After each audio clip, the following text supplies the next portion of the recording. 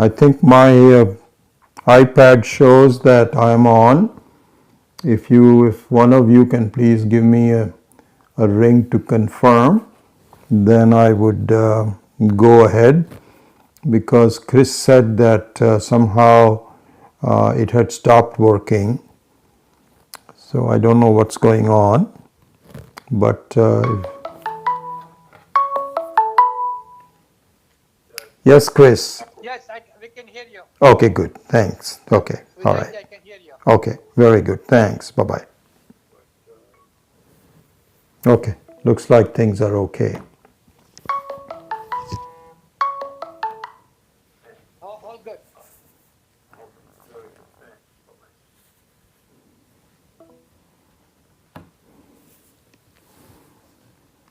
So we were going over this verse. Namah Shri Shankarananda Guru Padambujanmane Savilasa Mahamoha Graha Grasaika Karmane. One more time. Namah Shri Shankarananda Guru Padambujanmane Savilasa Mahamoha Graha Grasaika Karmane. So this is the one that you probably have now recalled. We used to recite it before each of the classes. And so we will now go into an explanation of this verse. So it's my namaskara, namaha, to Sri Shankarananda. And so here he has done a dual job. One is to do a namaskara to his own guru, but the guru's name is very revealing, which we will see in a minute. Shankarananda. It has a lot of hidden meaning behind it, and so you can even take the dual meaning, and not only the namaskara to his own guru, but also namaskara to the lakshanas espoused by the guru. You can take it that way. Anyway, Namah Shri Shankarananda Guruhu, and we will go into the meaning of the word guru in a minute. Pada Ambu Janmane. Padau Anbu Janmane. Ambu means water, and Janmane means the birth. One whose birth is in the water. And so this refers to a lotus. So the lotus fruit is a very beautiful fruit, which is actually, which stems in from the water itself. And then it comes up and rises above the water, and then it opens up. So this is the nature of the lotus. And the lotus has, so we will see why the lotus is used and how the 2 feet of the guru are considered to be the lotus. Pada Ambujanmane. So one who's my namaskara to Sri Shankarananda, whose 2 feet are none other than the lotus flowers. There is a lot of meaning behind all this. We will see in a minute. I'm just giving you the word meaning now, and then we will reveal all the other parts of it. And then the nature of what the guru does for me is given in the second line. Savilasa Mahamoha Graha Grasaika Karmane. Karmane means the one who does, one who has a job to do. And the job is to swallow or to cut asunder, to cut, destroy. Mahamoha Graha. So Graha means a crocodile. Again, the the meaning of the word crocodile, why crocodile is used here is very significant. So, Savilasa Mahamoha Graha. So, Mahamoha also is very significant, means a great delusion, a great confusion. So a crocodile which represents a great confusion, great delusion. And not only the crocodile itself, not only the nature of the crocodile, but what it does, because it really creates a lot of problem. There's a lot of problem. I don't know if you remember this or not. This is about 6-7 years ago, where there was a Wall Street Journal, a very well recognized photographer who was in Florida in the Everglades, and he was really taking the photographs of all these crocodiles and so on right on the edge of the water. And unknown to him, one of the crocodiles jumped up, grabbed him, and swallowed him. I remember this, such a sad incident.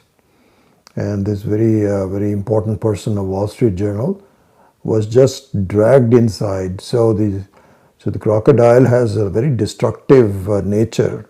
It is very silent, and it can really attack you without your knowing it. And so this is called the Savilasa, means with all of its manifestations. Vilasa means manifestations. Again, when we do the whole meaning, you will see all of that. So, my namaskara to the Guru who has only one job.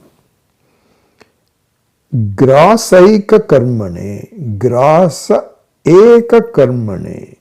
He only has one thing, he doesn't do very much. He is not a jack of all trades, he just does one thing very well. And what is that? He cuts aside the crocodile of the Mahamoha.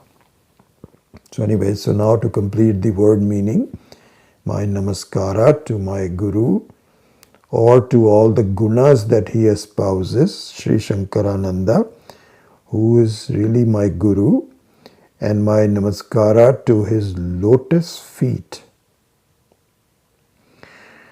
and whose job is only one, which is to destroy the crocodile of my great delusion of life.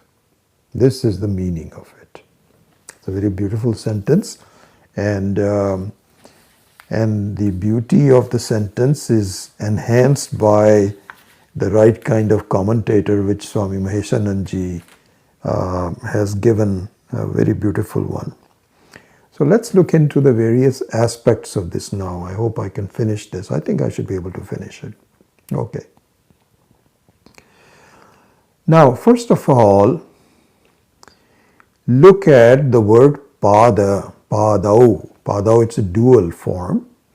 So, padau. Padaha, padau, padaha. So, the dual form, padau, 2 feet. What are the 2 feet of the Guru? The 2 feet are, this is an important thing to see. So the Guru does 2 things to the Shishya. One is, you can say one is the form of Paramatma. He displays the form of Paramatma, Guru's own Paramatma. He displays that, number one. The second one is he displays the Parameshwara. So one can see that Paramatma refers to the person, and Parameshwara refers to the personality of the person. These are the 2 feet of the Guru. So let's see how is that relevant. So this is what is called, Swami Maheshananji points this out, is called Shuddha Swarupaha of the Guru. So he reveals the Shuddha Swarupa of the Guru, of the Guru's Shuddha Swarupa of himself or herself in the form of Paramatma. And how does he do it? Through Shravanam, Mananam and Nididhyasanam. So the entire objective of this process of Shravanam, Mananam and Nididhyasanam is not to describe any of the vilasas, any of the manifestations. It doesn't deal with personalities, it doesn't deal with gunas. It deals with the Atma as it is, Satyam Jnanam Anantam. So this is what the revelation of the Guru, this is the job of the Guru, is to reveal the Shuddhatma of the Guru itself and or yours, the same thing. By revealing the Shuddhatma of the himself, thereby he reveals the Shuddhatma of you. So this is the Shuddha Swarupaha. The second one is the guna of the Guru. The gunas of the Guru. Adveshta Adi Gunaha. Shamadama Uparama Titiksha Samadhanam. All of those gunas. So one thing to see is that the Guru's job, this is what is called a Satguru. A Satguru is the one who is able to reveal the Shuddha Swarupa of himself and also reveal the lifestyle which is necessary in order to see the Shuddha Swarupa. Without this kind of an attitude and lifestyle, and what kind of lifestyle? To be a truthful, transparent person, a simple person, reliable person, soft person, not clever, forgiving person. So that part of the personality, and eventually Vairagya. One should be able to see that the Guru has a lot of Vairagya. And how do you find that out? Because if the Guru is doing a lot of trivial things just for having fun, he's not a Sadguru. Because he has not have Vairagya.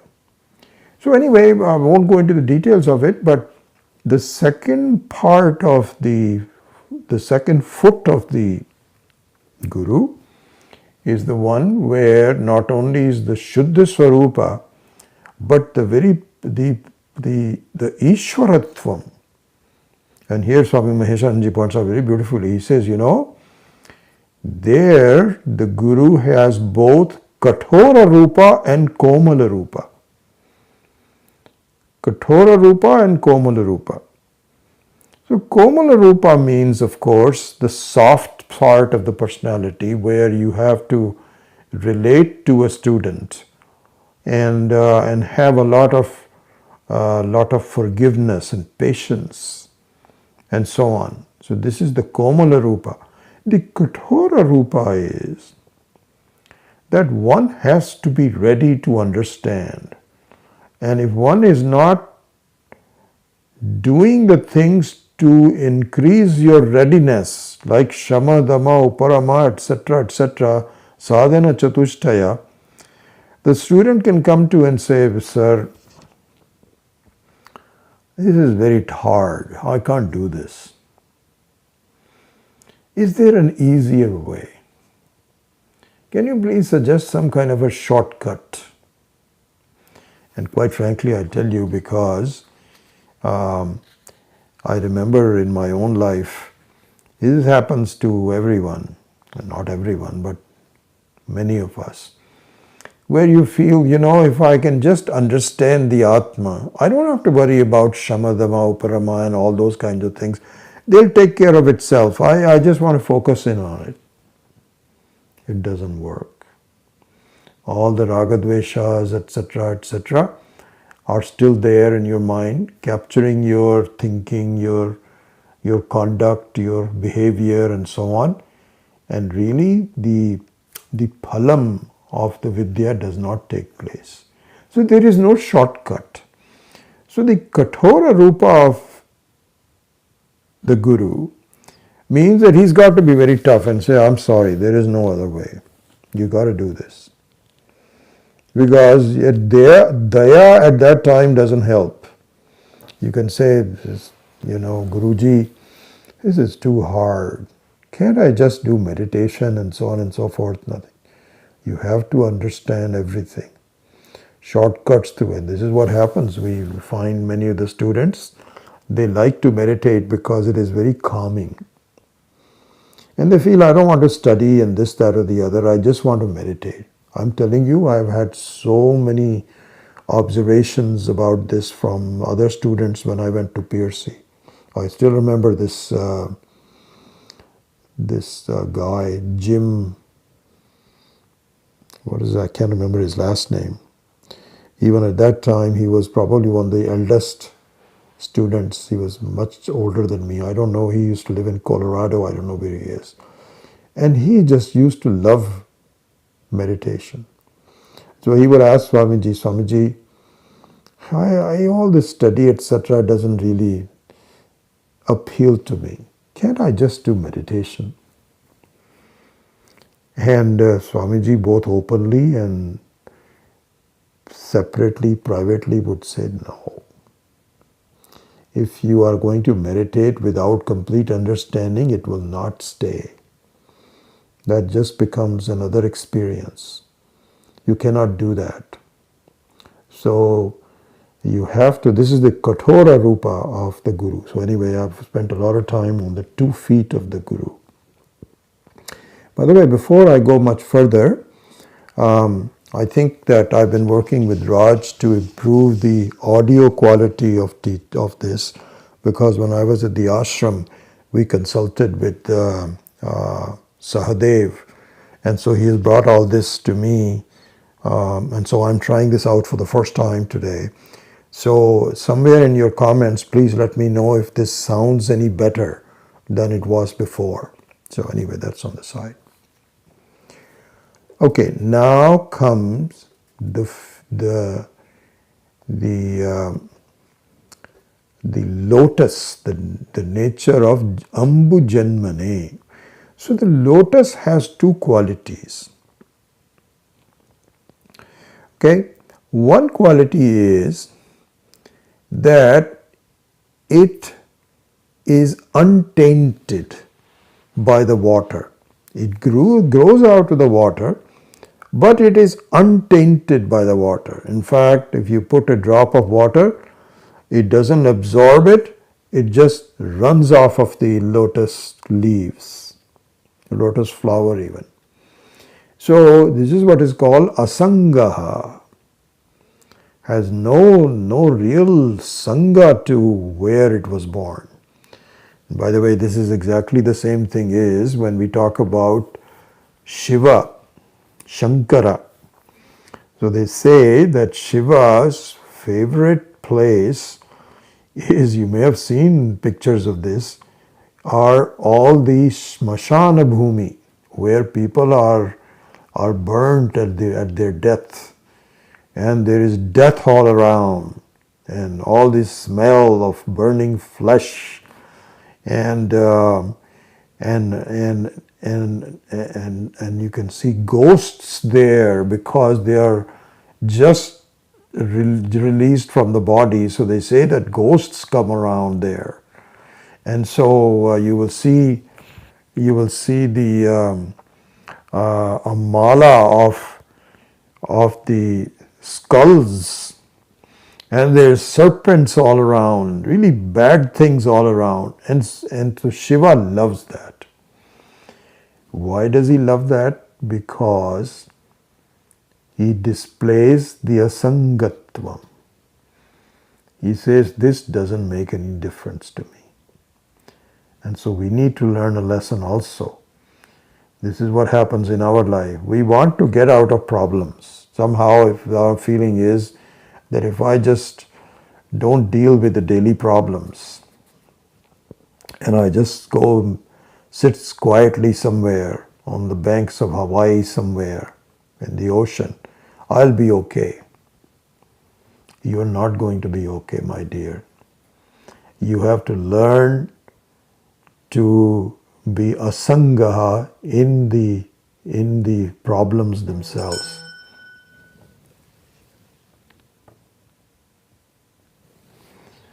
So this is the nature of the untaintedness of the lotus. The second quality of the lotus is that it is very soft. Very soft. This is an important quality as we go further into understanding the nature of this. So we've done Padau, Ambujanmane, Moha, Mahamoha. Let's look at Mahamoha. So Mahamoha means a great delusion. Moha means any delusion. Delusion really, it's a kind of like, it's not a very accurate word. Because you're saying that delusion to us would be when we have taken some kind of psychedelic things, LSD or something like this, then you see all these I'm told that I have never taken it, but I'm told that you can see all these strange sounds and see scenes and so on and so forth. That's not what is meant by moha. Moha simply means not taking things for what they are. This is called moha. Atasmin tad buddhi, according to the Adi Shankara's definition. Atasmin means, tad buddhi means that you have the buddhi of something on something which is not there.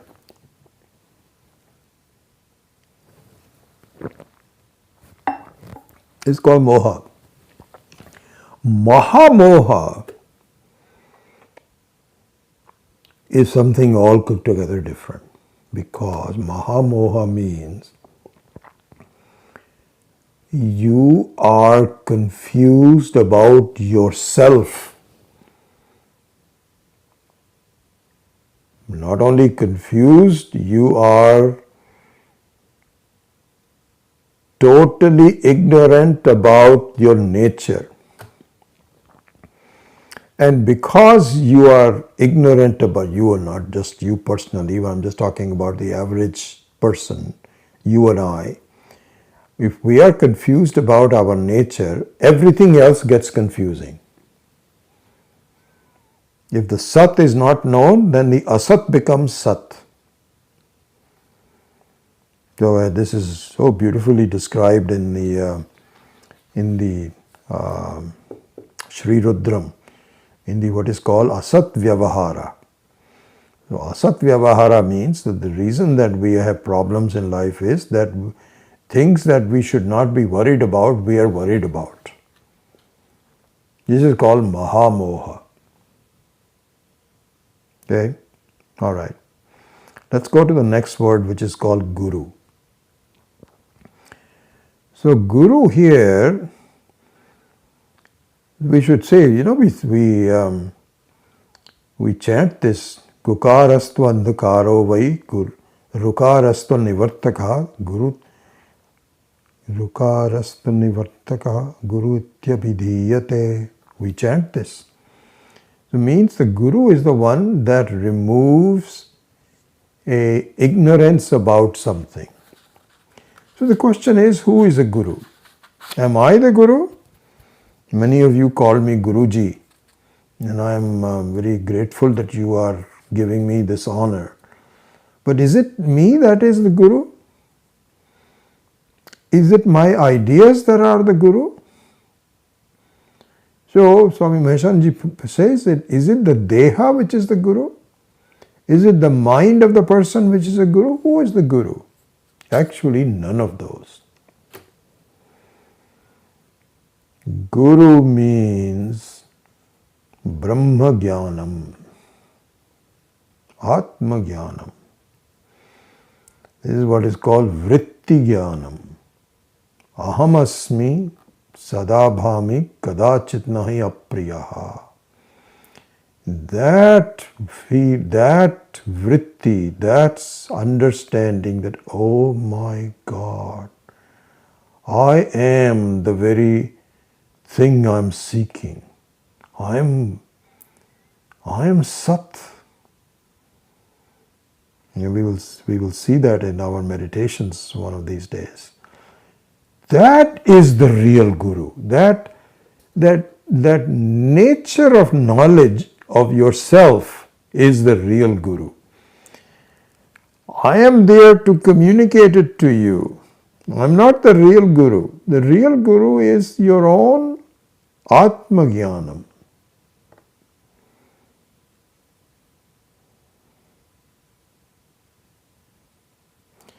Now the question is, how does this Atmagenum work? So here there's an interesting analysis, and it's pointed out that if you look at our life, which is full of karma and karmapala, is what life is all consists of. We do actions and then we get the results of the action. We have done some actions in the past, and there are some actions that are fructifying after the fact. It's not necessary that you just act right now and you're going to get the phalam. Some of it you can do that. If you blindly run into a sharp corner and it hurts you, then yes, karma and karma phala are immediate, but most of the time that's not the case. You've been doing karmas for a long time and you find that the results are now flowing through in an accumulative way. And so there is karma and karma phala. So here we should see that the karma phala comes in two varieties. This is how Atmagenum works. This is how we will see. So the karma phala comes in two varieties. One is immediate karma phala. Immediate. Drishta phalam. Drishta phalam means that as soon as you get hurt, that you'll get pain right away. Not as though you touch a hot plate and you're going to get a phalam tomorrow. You will get it within seconds, as long as it takes for that signal to reach your brain. You will say, oops, and very happy that it is like that. The whole connection between karma and karma phala are so immediate, and I can really feel the difference, feel the results of my action. So this is the first type. The second type is much more important.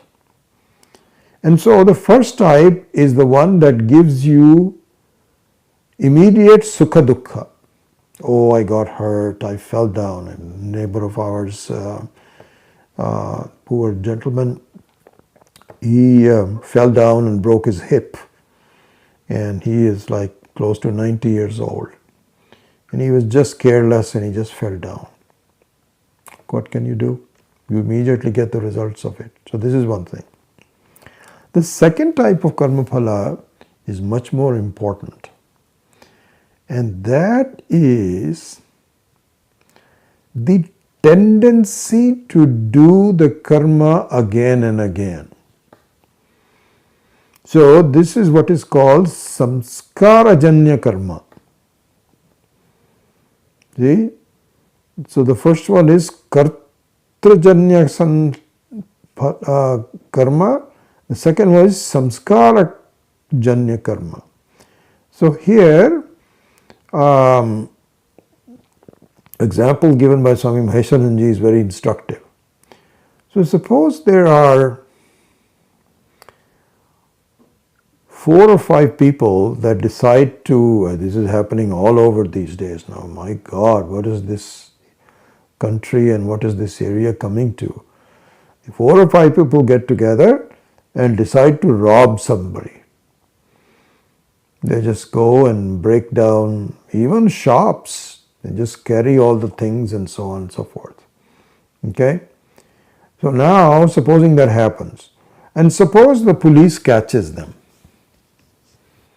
But a little late, because now they have already gotten some money out of the local Bloomingdale's. This has happened in Sanford Shopping Center in Bloomingdale, where somebody just broke open the window and went to the jewelry department, and within minutes they just scooped up all the expensive jewelries and ran away in a car.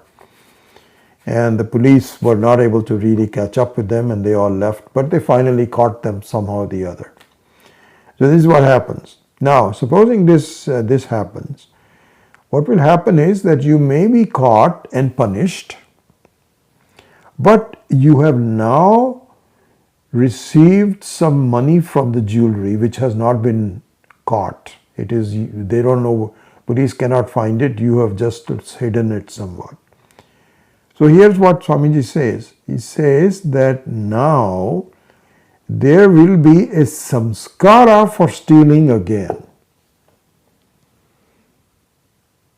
Why? Because the same people who did it this time said, oops, we made a mistake. We should have had a car without any license plate. This time they caught us because the license plate was visible. Next time we are just going to cover the license plate, or we're going to cover our mouth or something. So here is what happens. Your tendency to do bad karma is a samskara that continues on. This is the second type of karmapala. A reverse of that is that you may not have been caught, but your partners in crime may have been caught and severely punished, beaten up and put into jail and so on, and you didn't get much out of it. So now the samskaras will be, my goodness, this is not something I want to do again. So it cuts the string of samskara of wanting to do something again. This is how Brahmagyanam works. So what it means is that in the case of Brahmagyanam, Atmagenum, it will not affect your immediate sukha dukkha. You can guess it very obviously. Why? Because the immediate sukha dukkha is already put into motion by prarabdha karma. This is why the jnanis, all the jivan muktas and so on, they also get headaches. They also have problems with the body and so on. There's nothing else you can do. But what they don't have is samskara janya karma phalam. That gets put into a stop. And in fact, if anything, you infuse the opposite samskara in your life. When you conduct your life, you feel, this isn't what I want to do. And so the Daivi Sampat, as presented by Sri Krishna, as opposed to the Asuri Sampat, becomes a predominant samskara for you.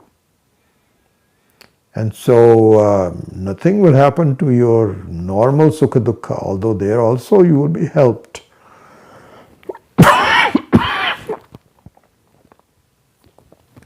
You will not make normal mistakes. You'll be careful. No doubt about it. And here, as we saw in the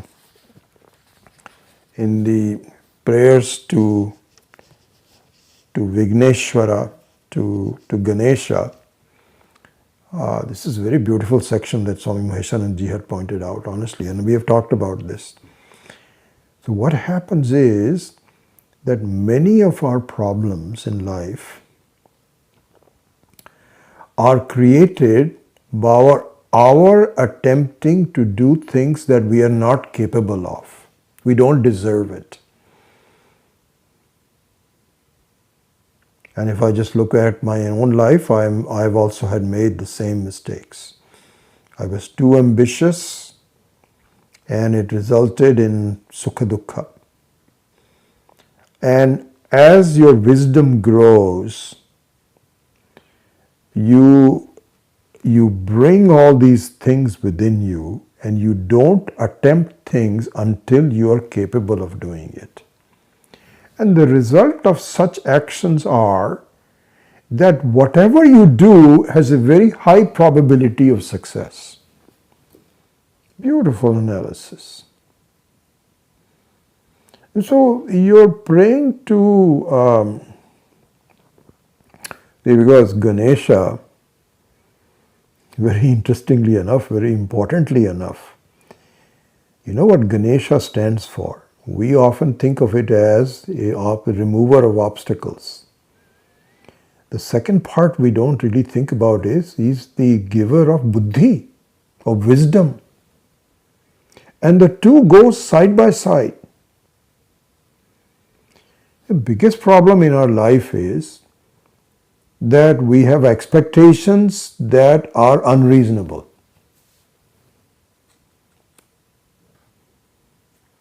We measure against our own ideas, which are far out, and we have no chance of really achieving it, or very little chance of achieving it. So doing the puja to Ganesha,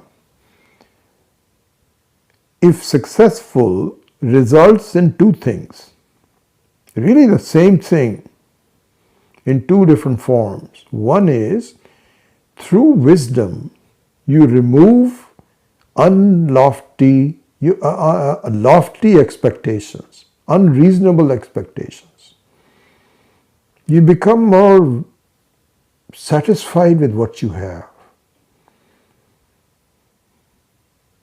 And so therefore you run into less problems, less obstacles. So this is what exactly what happens is through Brahmagyanam, that your samskaras become very positive. You don't really do things that should be avoided, and you have a happier life. So this is the result of so this is what is called viparita samskara. So tattva-jnana means that, and of course the biggest thing, we are just skirting around the surface, but the biggest thing is that by doing this for a while, you become cognizant of your own capability to give yourself joy. That's what these 5 chapters are all about, and this is what we are going to discuss. That is the whole thing, is to say that I'm okay, I don't really need to do all these kind of things.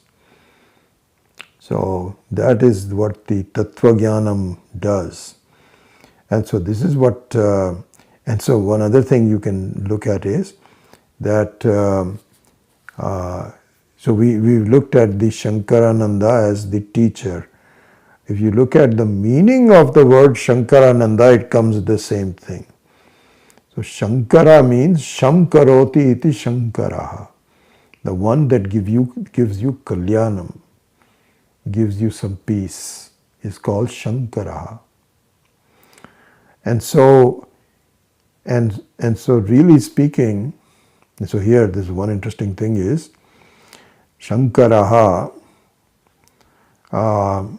This we will see in more detail in the 5 chapters when we go into the details of it. But if you look at the sources of Ananda, just a very brief introduction. What you find is that as far as external Ananda is concerned, there is no agreement on it. There is no universality about it. What gives Ananda to one person is not necessary to give Ananda to another person. This is what happens for those of us that have children born in this country.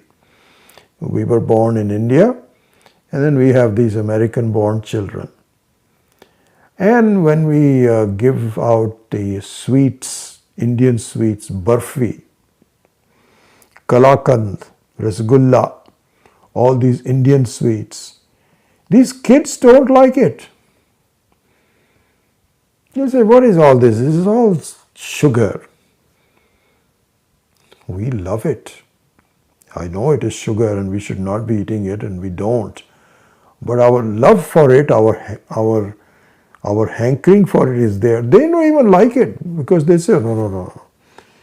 You have those Italian, sweets and ice cream and tiramisu and so on. That they like. But these Indian sweets, they have no love for. So as far as sources of Ananda concerns, there are no agreements about it. And furthermore, what is pleasing to you today at this time is not pleasing to you at another time. It all depends on your mood. If you are given the same thing over and over and over again, you say, that's enough, I'm not going to have that again. So that means that the Ananda was not in the object, but it was somewhere in the subject. So anyway, so to summarize, the Ananda of the various Vishaya is all varied and it has no universality to it. But Ananda of the Self is not like that. The Ananda, the joy of one person, it may have some variations. Moda, Pramoda, all that we saw in the Taittiriya Upanishad, so it has some variations. But more or less it is Anandamaya Kosha. So the Anandamaya is the same for everybody. And so it's the same joy that you have. Your reasons for having that joy may be slightly different. You may be relieved about something. You're going to, you were given some kind of a medical advice that you have a problem. Then they come back and say, no, you're okay. That was wrong. You don't need any cancer treatment or anything. So it's a relief. Another person may have some other joy. But the joy of the Atmananda is the same for everybody. There is no two ways about it.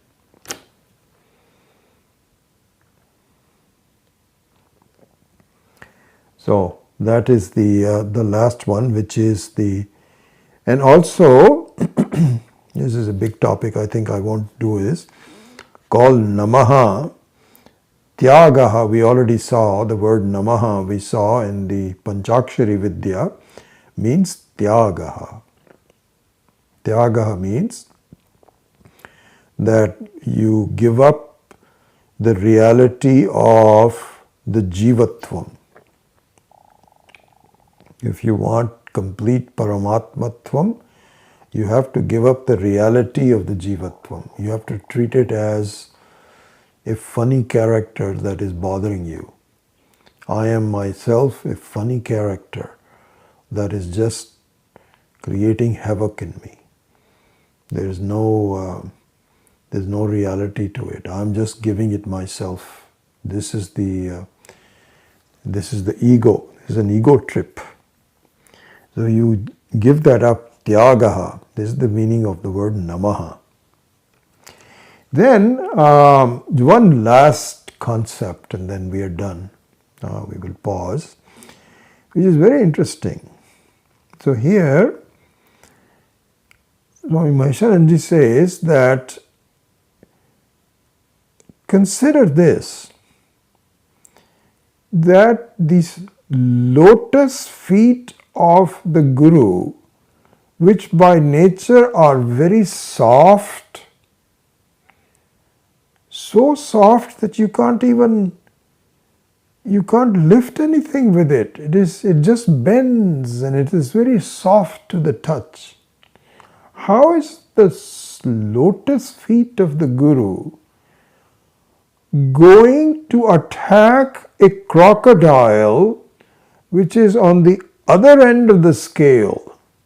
If you look at the skin of the crocodile, I understand that the skin of the crocodile is so tough that it is meant for making, if the crocodile is killed, they preserve the skin for making covers that cannot be penetrated.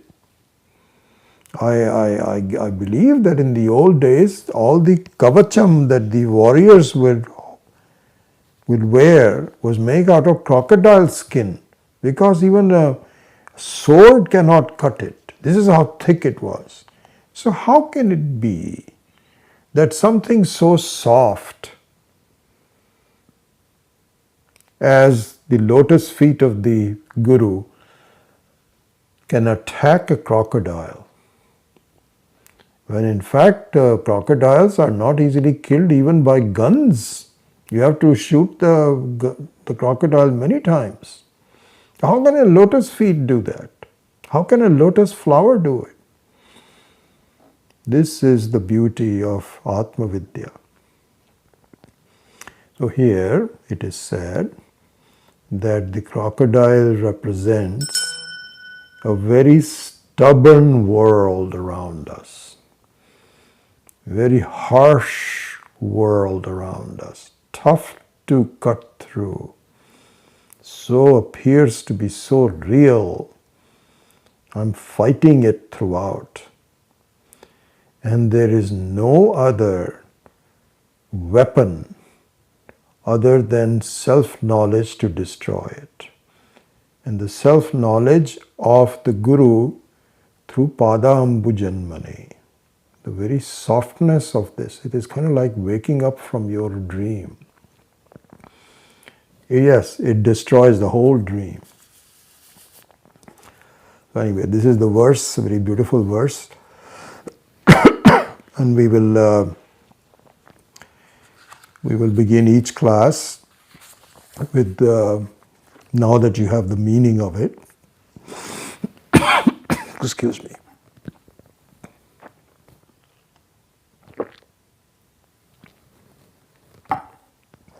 It'll be fun to chant it.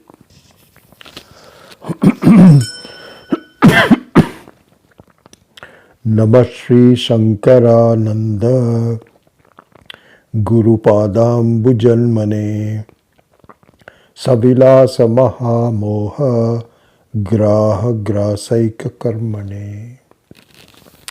So with that, I close the class today, and then we will give an introduction to the Brahmananda section from next time on. And I'm still unsure as to how many verses I will take and so on. So we will see. We'll adjust it as time goes on. And probably not take too long, because we have so many different topics that are good candidates for the Tuesday night class, and so I don't want to go it for a very, very long time. So we'll see how it goes. Om Asato Ma Satgamaya Tamaso Ma Jyotirgamaya Mrityor Ma Amritam Gamaya. Om Purnamadav Purnamidam Purnat Purnamudachyate Purnasya Purnamadaya Purnameva Vashishyate. Om Shanti Shanti Shanti. Harihi Om Shri Gurubhyo Namaha. Harihi Om.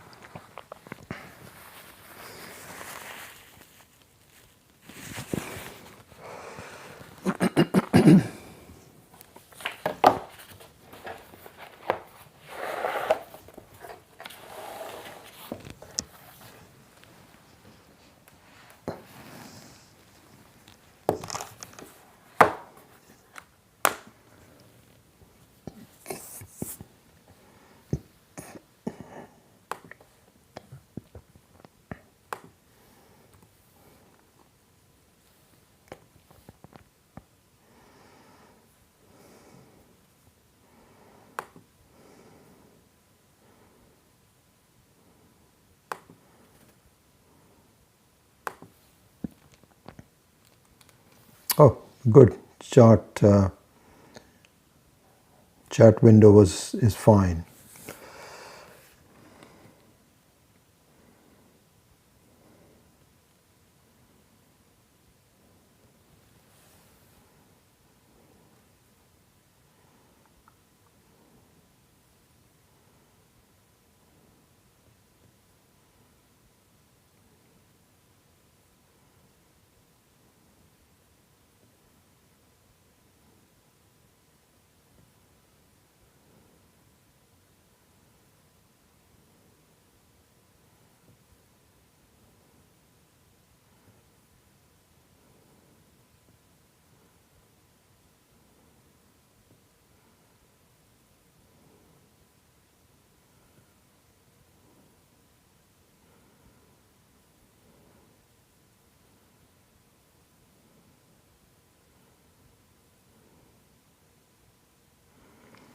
Well, I'm happy that we got back on track. So I'm not sure what happened. It must have been some individual problem. And I'm also very happy that the sound is better because we worked on it. Raj and I worked on it.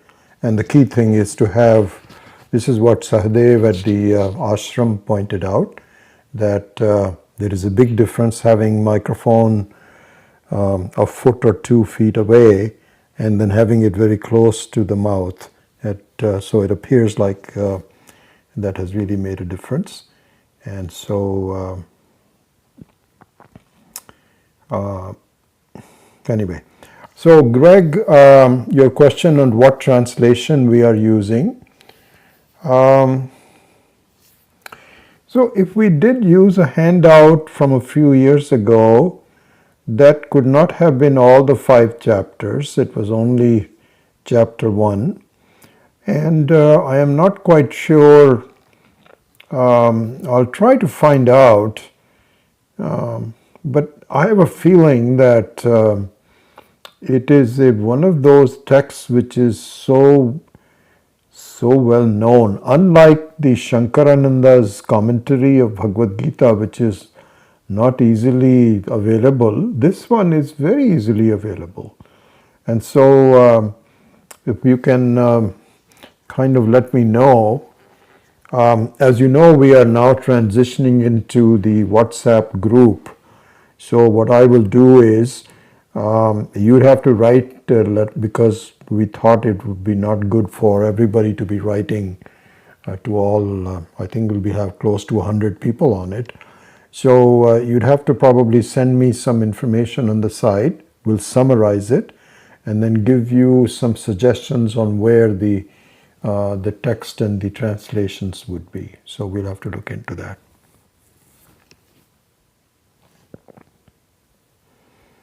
I think including English translations, this should be well good. It's very possible that we may not have a word for individual words, but the sentence translations will be available quite readily. So I think we should be okay there.